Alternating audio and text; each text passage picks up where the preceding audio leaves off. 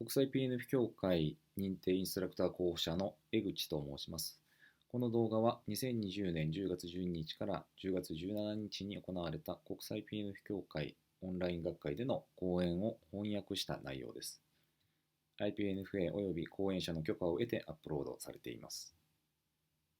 動画の最後に2021年5月から7月の期間に開催予定の IPNFA 特別ベーシック講習会のお知らせがあります。ぜひご覧ください。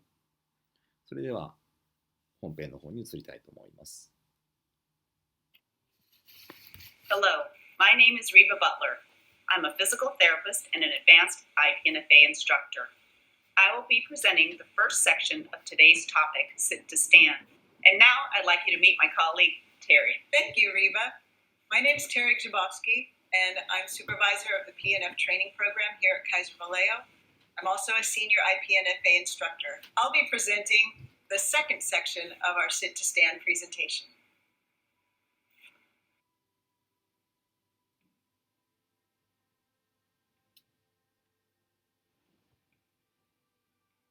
Hello, everyone, and welcome to the second day of the IPNFA Online Congress.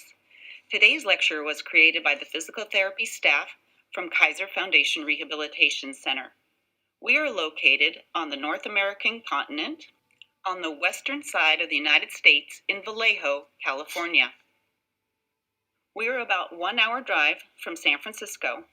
It was here at Kaiser Vallejo that Dr. Herman Cabot and physical therapist Maggie Knott started the PNF training program in the 1940s. Today's topic is Sit to Stand. As Jackie Wood said in her 2014 Prezi presentation, Sit to Stand is a movement in which the base of support is transferred from the seat to the feet. Today's objectives are to briefly review the phases of Sit to Stand, to suggest some ideas for movement analysis and clinical reasoning, and to demonstrate the use of PNF to address abilities and limitations in the performance of Sit to Stand. Yesterday, you learned about the PNF philosophy and basic principles from our colleague in the Netherlands, Fred Smedes. This slide is shown as a review. In the context of the ICF model, Sit to Stand is at the activity level. Many people have difficulty standing up for either orthopedic or neurological impairments. As we are going to see next, there are many reasons people want to stand up more effectively so they can participate in meaningful life events. I enjoy the sun and being outside. I stand up to play 18 rounds with my wife. I have 2 kids with lots of energy. I stand up so I can chase them around. Hello, sir. I stand up so I can walk up and catch a wave. I'm 7 months pregnant. I stand up so I can stretch my belly. I love being outdoors and exercising my legs. I stand up so I can run. I have a growing family with a wife, 10-month-old daughter, and 7-year-old dog. I stand up to go on weekend trips. If it is possible to stand up from where you are sitting, take a moment to do so. First, stand up and sit down at your usual speed. Then, stand up and sit down at a slow speed. How did you prepare yourself to stand up? Could you tell when you transferred your base of support from your seat to your feet? In the literature, you will read articles that have as many as 6 phases for Sit to Stand. For this lecture, we will discuss the 3 main phases which are typically noted. You might see phase 1 called flexion momentum, forward lean, hip hinge, or the acceleration phase. Which muscles do you think are most active during phase 1? The literature states that there is a small initial posterior trunk inclination which prepares the trunk for the forward movement. The trunk is stable and moves forward over stable legs. The hip therefore hinges into hip flexion. The degree of forward trunk movement required will depend upon the person's trunk versus their femur length as well as the chair height. Motor control for phase 1, forward trunk movement, comes from eccentric extensor activation. Let's also notice the range of motion needed at the hip, knee, and the ankle for this phase 1 motion. Phase 2 may be called rising, liftoff, or transition. This is a very brief phase where the trunk remains stable and the base of support moves entirely onto the feet. Activation of hip and knee extensors continues. The use of the arms to assist liftoff may be needed. The third phase may be called standing, extension, or deceleration. In this phase, the trunk should remain dynamically stable. There is more gluteal hip extension activation than quadriceps knee extension activation. As full standing is nearly completed, there is increased plantar flexion activation to decelerate and stabilize. It is considered normal timing when the hips and knees arrive at final extension at approximately the same time. Here we see a photo of a person sitting down. Normally, when someone sits down, the trunk remains actively stable.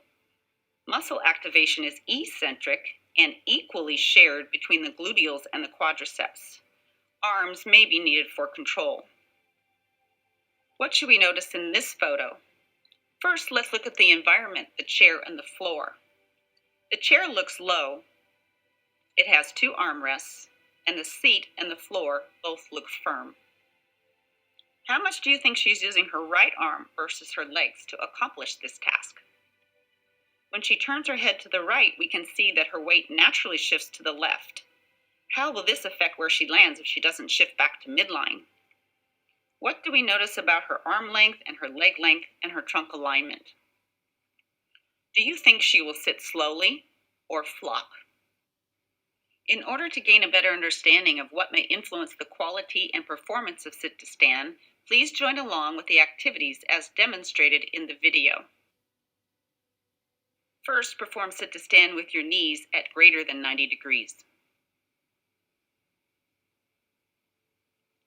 Next, with your knees at 90 degrees.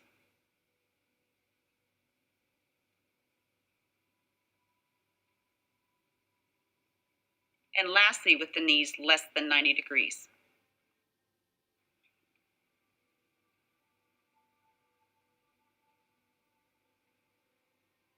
Next, perform sit to stand with your feet symmetrical. Now put one foot forward and the other foot further back. Notice which foot does most of the work.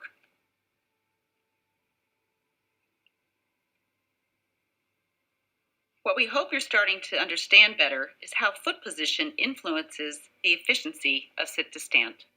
Now let's move on to activity session 3. First, perform sit to stand with an anterior pelvic tilt.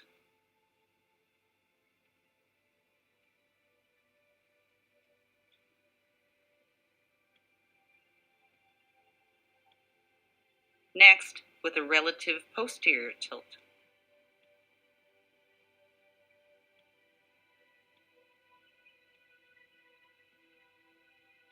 Notice how the anterior pelvic tilt facilitates phase 1 and how posterior tilt is more difficult in phase 1 that can become vital in phase 3 to keep the trunk dynamic and to prevent the knees from hyperextending. Next, let's perform sit to stand where you allow your hip to fully flex as needed to stand up.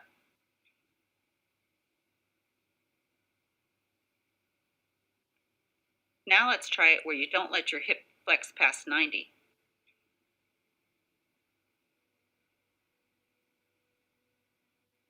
Through this session, we hope you have gained an understanding of how issues with hip and or spinal range of motion can impact the ability to stand up. Now let's move on to activity session 4. Let's perform sit to stand with your scapulas elevated.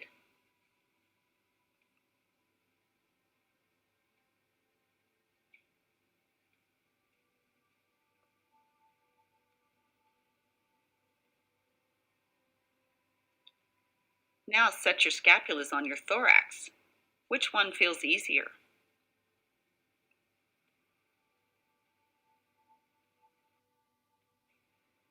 Now, what happens when you turn your head one way or the other, or your head is looking up or down? Start by looking up with your head and your eyes.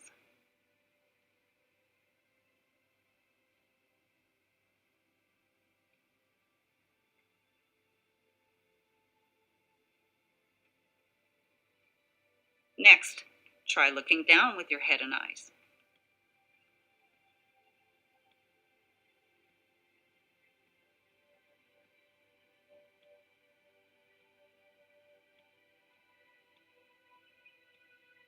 Now try looking to the left. Notice the weight shift changes, and then to the right.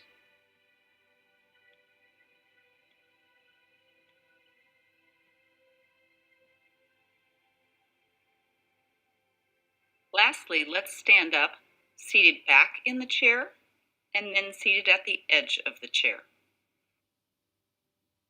This point is very important because often people need to move to the front of the seat to be able to stand up more easily and effectively.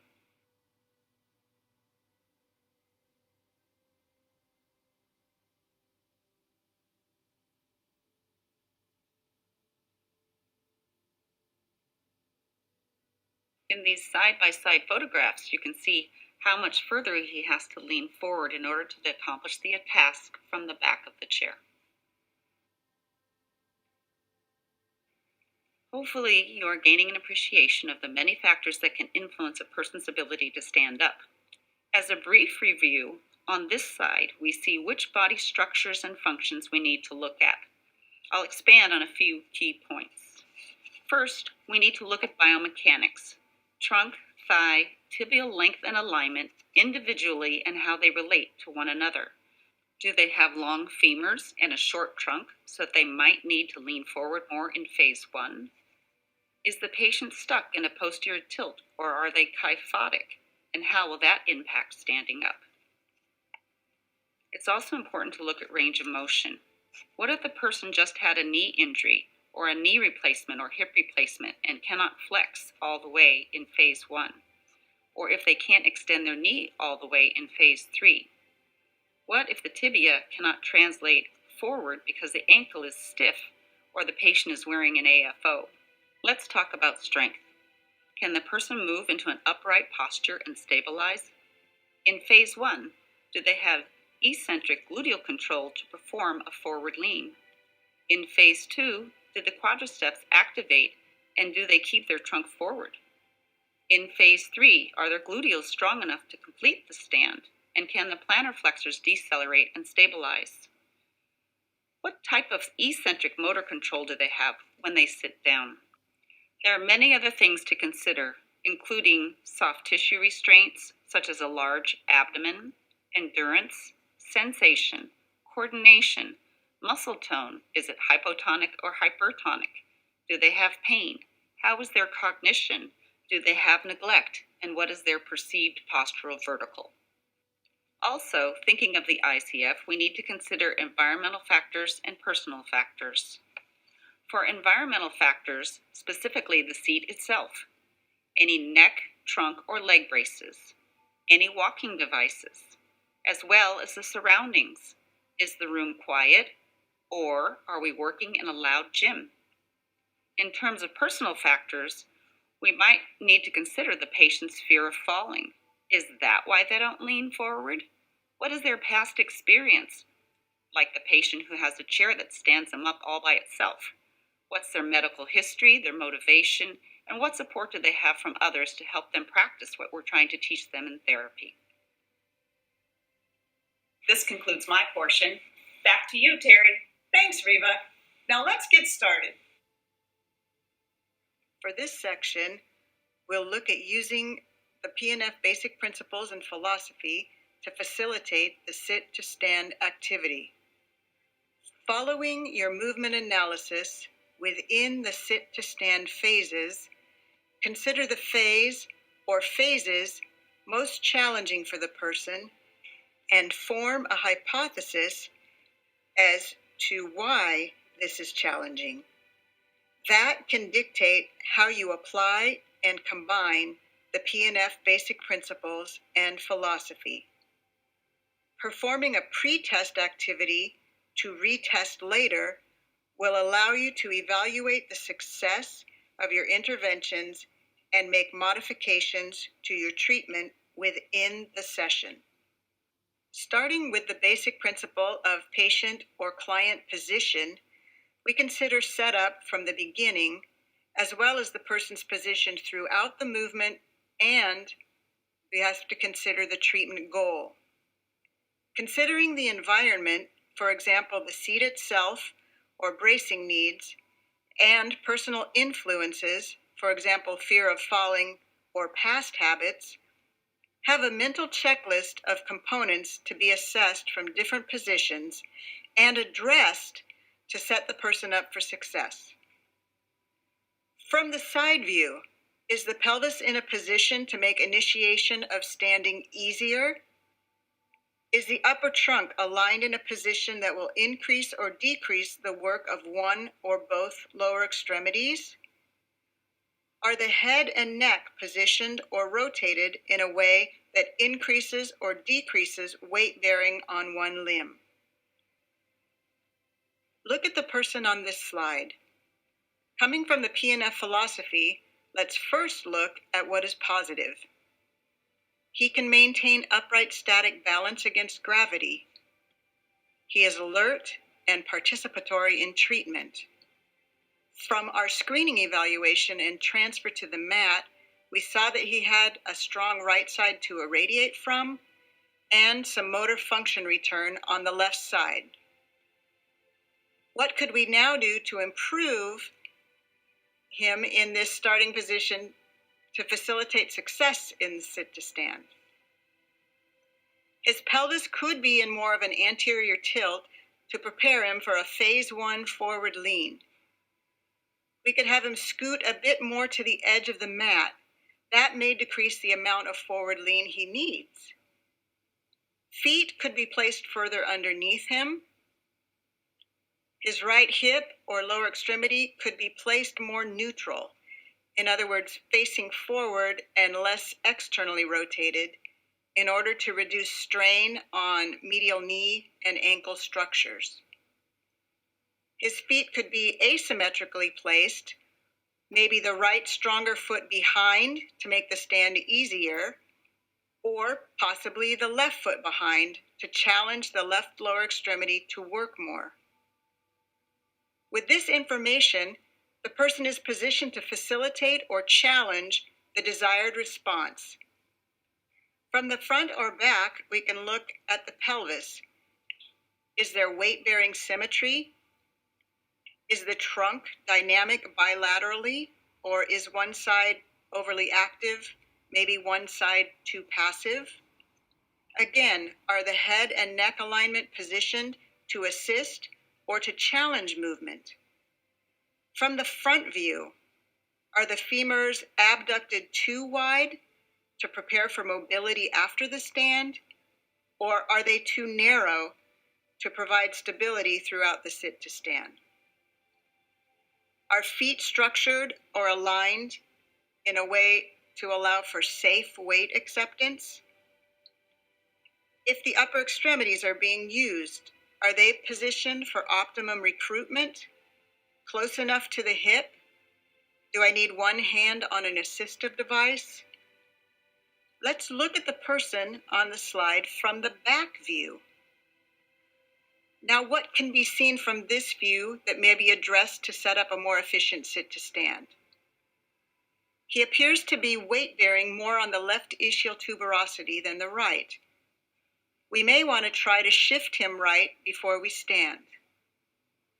The right side is shortened and very active, possibly overactive. The left side is lengthened and relatively passive. In this case, we may want to double check mobility. Does the right side have the capacity to lengthen? Does the left side have the capacity to shorten? His upper trunk is to the left of the base of support. Again, is this a range issue or a possible perceptual issue that we need to tease out before standing? Or do we continue to stand knowing that there may be compensations for these possibilities? The choice is in the goal of the activity. Moving on to the basic principle of normal timing. The normal timing for sit to stand will show proximal components moving over fixed distal components. The normal timing of the 3 phases are as mentioned earlier. Phase 1, we should see forward trunk lean with a coactive trunk. Head and neck are neutral. Phase 2, we should see weight acceptance and liftoff with stable hips and trunk. Phase 3, we should see simultaneous trunk, hip, and knee extension. Use the knowledge of normal sit to stand to help identify barriers to achieving an efficient sit to stand, so that these barriers may be addressed as needed through other PNF principles. Remember, these barriers may be functional, structural, environmental, or personal. In PNF application, we may exaggerate components of normal timing in order to address identified dysfunctions.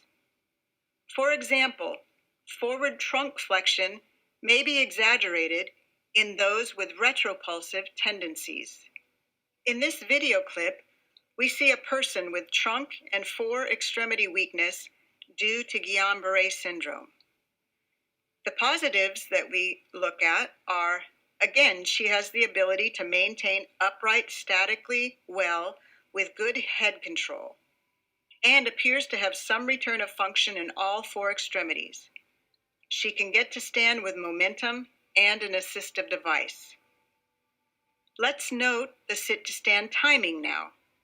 She uses momentum, which is expected due to her weakness. Her trunk leans far enough forward to get liftoff, and in the extension phase, her knees extend before her hips and trunk. In this case, the height of the sitting surface is raised 2 inches or 5 centimeters. This allows for less forward trunk lean needed for hip lift.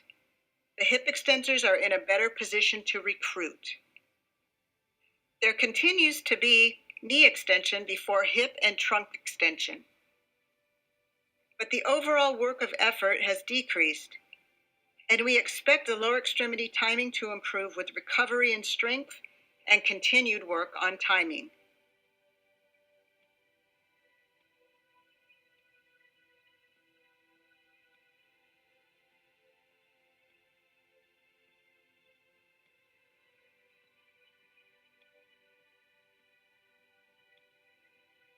We use manual contacts to facilitate the direction or muscle action we want to facilitate. The manual contacts used will be determined by the desired response or response that we want to facilitate or challenge. Example of common manual contacts include at the scapula. We can use manual contacts at the inferior scapula to integrate scapular depression with the lower trunk. They can be posterior on the superior surface to facilitate extension and upward movement. Anterior on the superior surface for flexion and upward movement.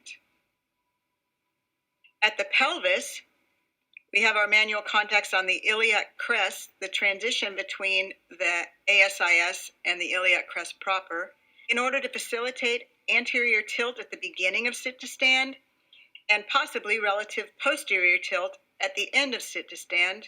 Manual contacts at the ischial tuberosities are used to assist with the sit to stand movement. A cross block can be used, allowing the tibia to move forward, yet minimizing knee hyperextension. Any combination of the above can be used, depending on what component or components need input. Next, the therapist positions themselves in line with the movement and then moves with the patient through the activity, allowing enough room for the person to move throughout the movement. The therapist maintains a neutral spine and uses their body movement to provide facilitatory resistance, assistance, traction, and/or approximation, depending on the treatment goal or phase of sit to stand to be emphasized. In this case, the therapist has manual contacts at the anterior superior pelvis to facilitate the arc of the anterior tilt. Once the person is toward the stand position, a posterior tilt can be emphasized to keep the trunk active and knees dynamic with approximation for stability. Notice as the person flexes and moves forward, the therapist's weight shifts back, allowing room for the person to move while maintaining appropriate resistance. As the person comes up to stand, the therapist's weight shifts forward. In this second example, the therapist places her manual contacts on the pelvis to provide stability through the lower trunk and extremities, and scapula to facilitate the upper trunk moving on stable lower. As mentioned in the previous activity, the therapist used traction to assist with anti-gravity movement when mobility was the emphasis. Traction, the elongation of a segment, is commonly used to promote movement, often with pulling anti-gravity movements. The therapist used approximation to promote stability in the new stand position. Approximation, the compression of a segment, is commonly used to promote stability, often with pushing, weight-bearing activities. Therefore, a combination of traction, approximation, as well as appropriate resistance or assistance can be given throughout the activity. Realize that if the person needs stability in the moving transition from sit to stand, the therapist can use approximation rather than traction to maintain an underlying stability throughout the transitional movement. It all depends on what the person needs in the moment. Here is a demonstration of using traction to initially assist the trunk at the scapula. The therapist's hands are placed at the inferior angles, promoting scapular depression to help connect upper and lower trunk, while at the same time providing traction in an arc of movement that allows the person's trunk to flex forward and overcome the forces of gravity. As the patient nears the final extension phase, the therapist moves her manual contacts to the superior scapulae to provide approximation, facilitating stability of the new upright position through the trunk and lower extremities. With one manual contact at the head to facilitate upper trunk moving up and forward, with the other manual contact providing approximation at the pelvis to keep the lower trunk and lower extremity stable and with normal timing. Now, here's a demonstration of the cross block for an unstable lower extremity. In PNF, appropriate resistance is defined as the amount of demand needed to facilitate a smooth, coordinated movement throughout a desired or available range or maintained posture. It is used to reinforce the awareness of movement or motor recruitment, to strengthen and to improve coordination. Assistance may be an appropriate resistance for efficient movement and the components of efficient movement. In this instance, the therapist is using manual contacts at the ischial tuberosities to assist smooth coordinated movement until the person is in a position where resistance and approximation can be provided to facilitate stability.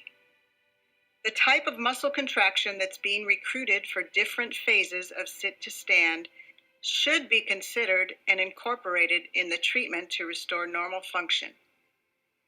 Concentric, eccentric, and holding muscle actions need to be incorporated to facilitate the appropriate motor response for the appropriate phase. Does the person need mobility, stability, or controlled mobility? The appropriate PNF technique to address a mobility or stability issue may be used. For a mobility goal, consider using the PNF techniques of rhythmic initiation, contract, relax, or hold, relax, or possibly dynamic reversals. For a stability goal, consider using the PNF techniques of combination of isotonics and stabilizing reversals, either isotonic or isometric, or rhythmic stabilization.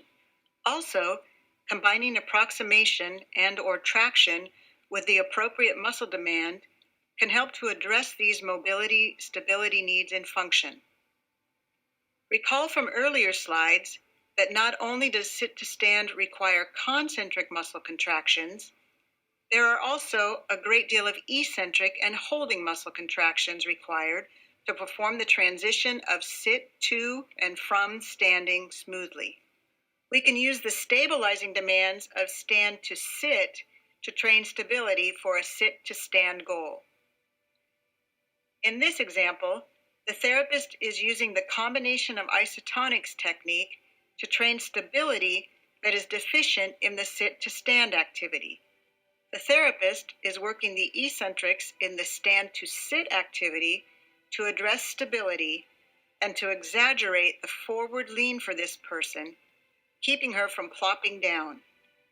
The therapist's manual contacts are in a position to provide approximation to reinforce stability and eccentric lower extremity extensor work. Before he has the person completely sit, he performs a prolonged hold to recruit more motor reserves before the completion of the stand to sit activity. PNF uses the phenomenon of irradiation, which occurs when resistance to a motion leads to a spread of motor activity. In this way, stronger components can be used to facilitate, either stimulate or inhibit, by design, weaker or dysfunctional components. The use of irradiation treatment goal.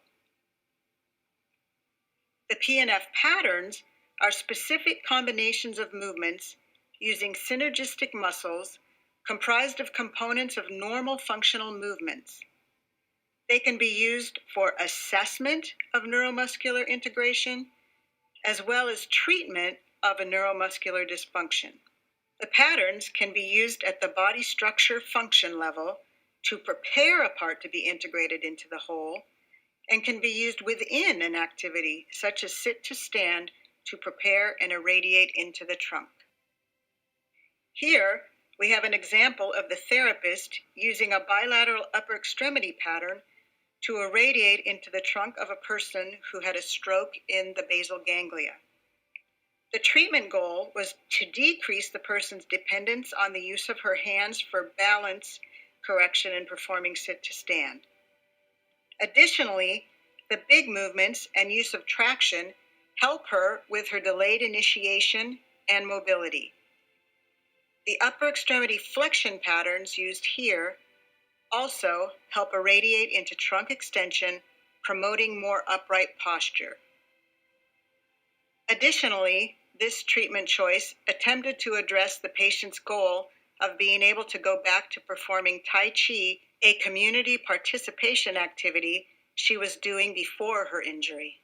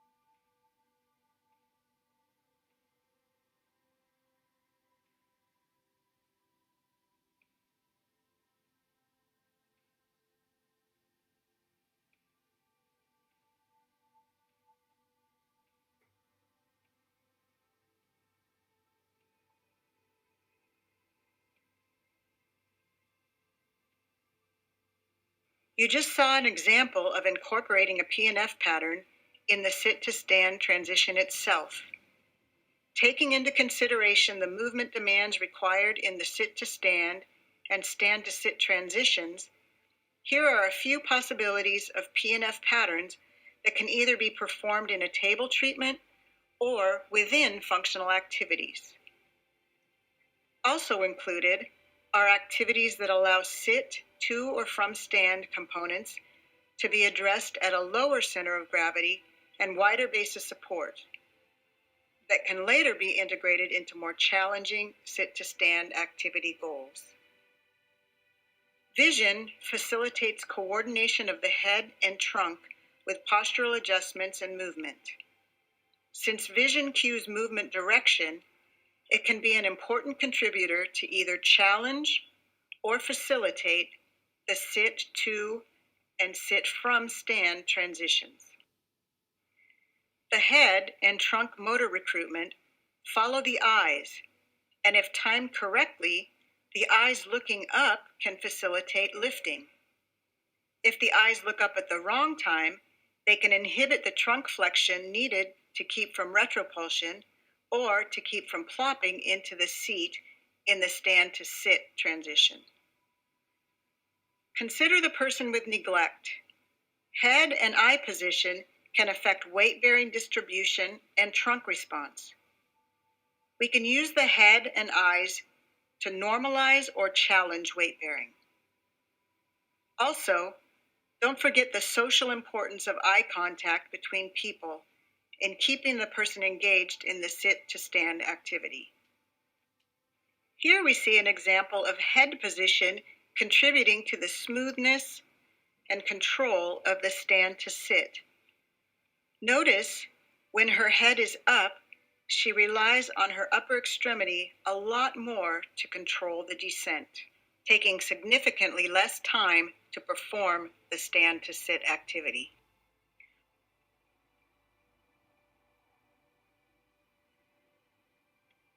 Verbal input is also a basic principle that can influence the response quality.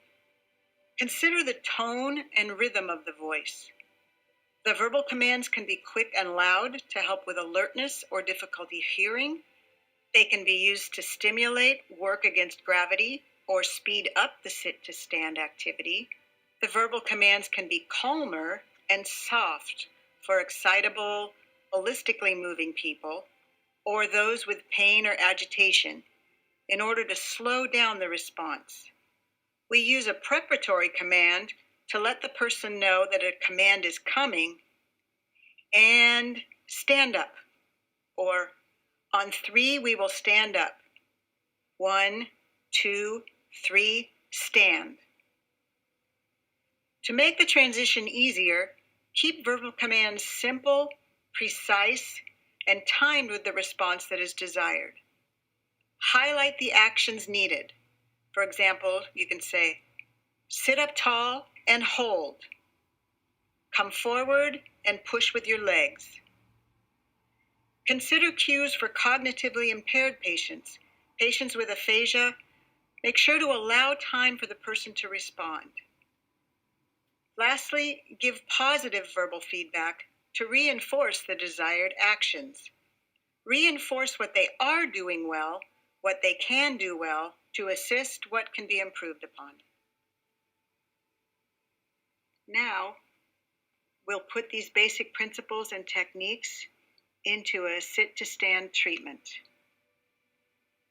This person here has had a stroke and is working at a fairly high functional level, so there are a lot of good things that we have to work with. He's motivated, has great endurance, very good anti-gravity strength, and has pretty good coordination and sit-to-stand timing. If we're looking at the pre-test, we notice to get out of bed, he uses his legs as a lever to get out of bed. This could have been a prior strategy.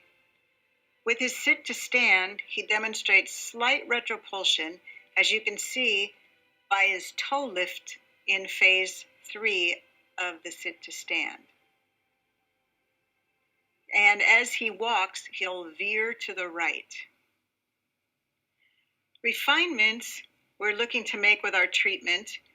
The therapist hypothesized the need to emphasize trunk flexion exercises to address the retropulsion, and the need to activate the trunk stability a bit more to help control balance in the transitional movement from out of bed directly to walking. The therapist starts with mobility of the pelvis, using rhythmic initiation to make sure the person has an anterior tilt for the forward lean. He stabilizes the upper trunk in the new position with approximation to the upper and still facilitating the anterior tilt from the lower trunk.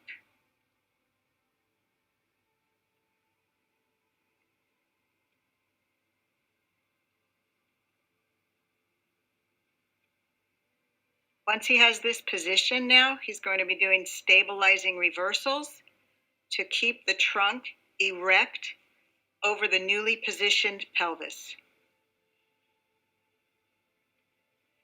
He'll keep asking for holds as he changes his manual contacts around the trunk. Once he's happy with the stability, he's going to challenge the eccentric and concentric work of the forward flexion of the trunk. He's using the technique of combinations of isotonics, concentric, hold, and eccentric, hold. Once he feels the upper trunk is working fine over the lower trunk, he's going to facilitate a stand and follow with approximation. He's now moving his hands to the pelvis for a little more stability through the pelvis and lower extremities before working on an eccentric stand to sit. In this way, he can be addressing the controlled mobility of the sit to stand and stand to sit activity. He'll repeat a few times and end on a good quality sit to stand. With this high-level patient, in order to get more dynamic stability of the trunk and legs throughout the movement, or better controlled mobility, we can do sit to stand from behind. This therapist is performing the sit to stand, maintaining the patient in a posterior tilt while giving approximation through the trunk and lower extremities in order to facilitate dynamic trunk stability.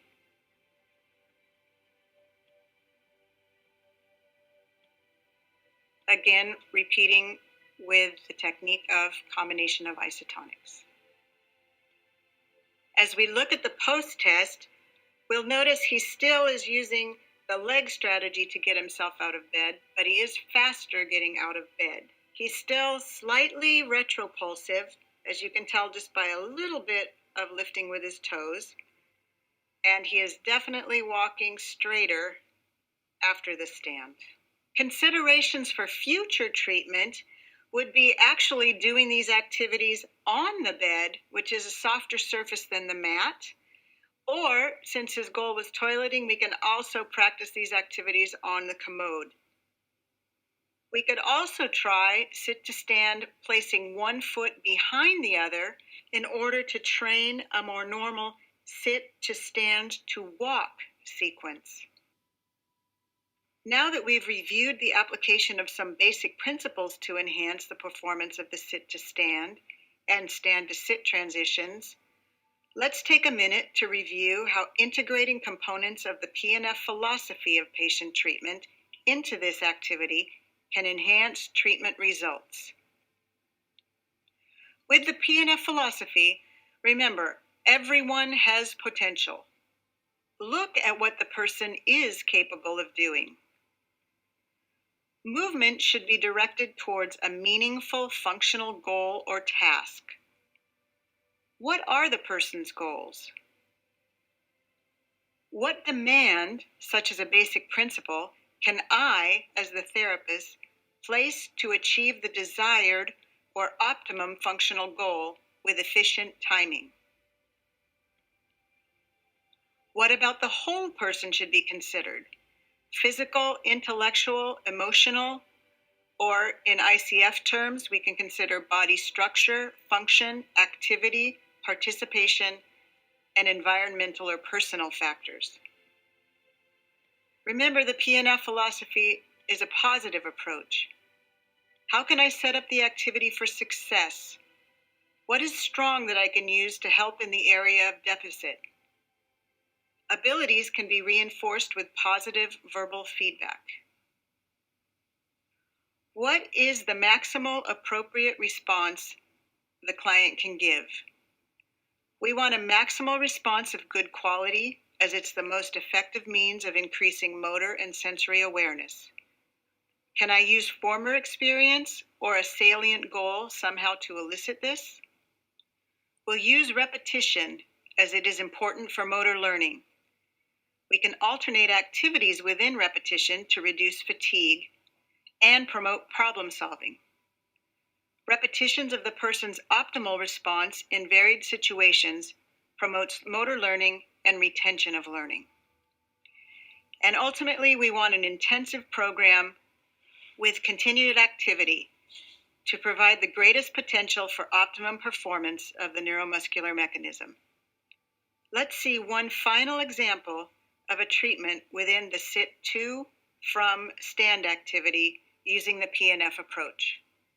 Our final example is with a person who has had a right pontine infarct and secondary infarcts to the right temporal and parietal lobes. Of note, he also has had total knee replacements on both his right and left knee in the last 2 years. Considering the positives, he is also very motivated with a goal of walking to his garage to work on his motorcycles. He has good upright tolerance, good head control, and follows commands very well. He uses his strong right side and has anti-gravity left lower extremity strength. If we look at the pretest, he stays to his right side with his trunk flexed and side bent to the right throughout the stand. He uses his right arm significantly to push and to balance himself with the hemiwalker. Although using his right lower extremity, he has difficulty straightening his right hip and knee in phase 3 of sit to stand. His right lower extremity is in external rotation. He has a bit of difficulty stabilizing his upper trunk over his lower trunk in stance. He raises his shoulders to lift himself up, taking his upper trunk away from his lower trunk. His left trunk is fairly passive. We'd like to get his gluteal muscles active more in phase 3 and left as well as right. We'd like to get more weight bearing and lengthening over his right side and more shortening or more activity happening on his left side. We'd like to keep his trunk more dynamically stable and reinforce the use of his lower extremities more than his upper extremities. We'll start with performing contract relax to increase mobility over his left hip and trunk. We're going to have him extend by pushing with his leg and extending his back. And then we'll take up the slack with more trunk flexion. The manual contacts are around the inferior scapula to keep those shoulder blades down and approximating the upper trunk closer to the lower trunk. Once he has the increased range of motion, we're re-educating his ability to come forward over that leg. And we'll keep trying to train him to push up through his legs so that we can recruit glutes more than extensor paraspinals. We're doing dynamic reversals to decrease fatigue but keep him working, at the same time increase some strength. As he tends to still use his right arm a little bit, we're going to take away the use of that right arm and work through his trunk and lower extremities. Slowly down, eccentrically, and now have him push up through his legs, into upright, again reinforcing the scapular depressors, trying not to allow him to elevate his shoulders. Here the therapist is attempting to work on elongating the right side and shortening the left. It's difficult for this person to do. He wants to use his upper extremity to pull and push rather than his trunk, and eventually he starts to scoot rather than elongate and shorten. So we problem solved and added a visual target for this person to reach for. Now, while the therapist gives resistance to the left pelvic elevation to reinforce the trunk shortening, the patient reaches with his right arm to work on lengthening the right side of the trunk.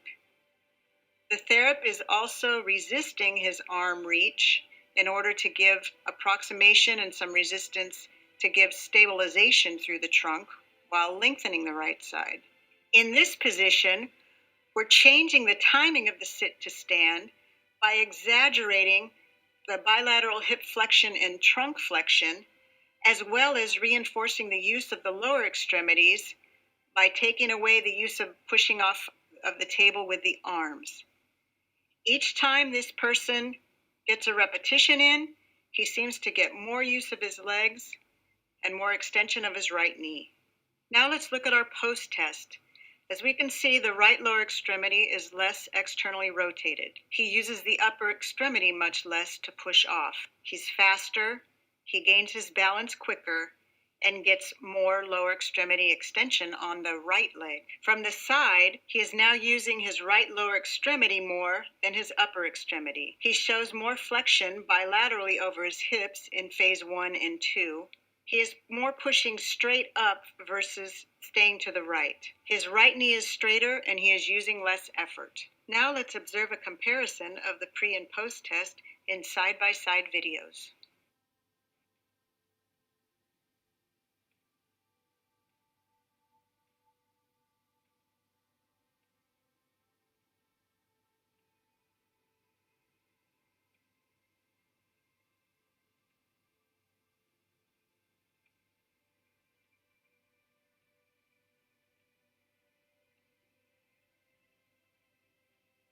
In summary, when organizing a patient treatment, it is beneficial to know the desired activity and where it may be made more efficient through movement analysis, positioning, and environmental modifications.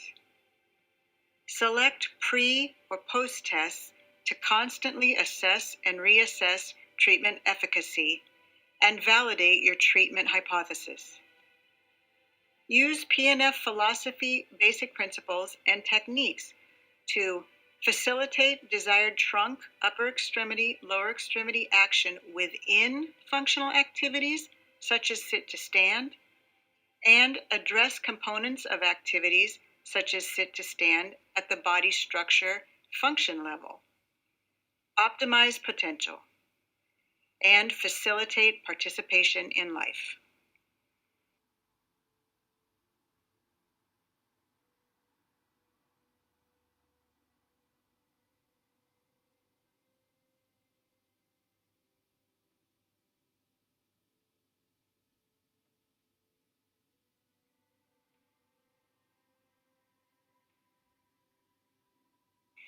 Thank you again, and enjoy the rest of the Congress. From the Rehab Physical Therapy staff at Kaiser Vallejo, thank you for watching our presentation. We've enjoyed putting it together for you.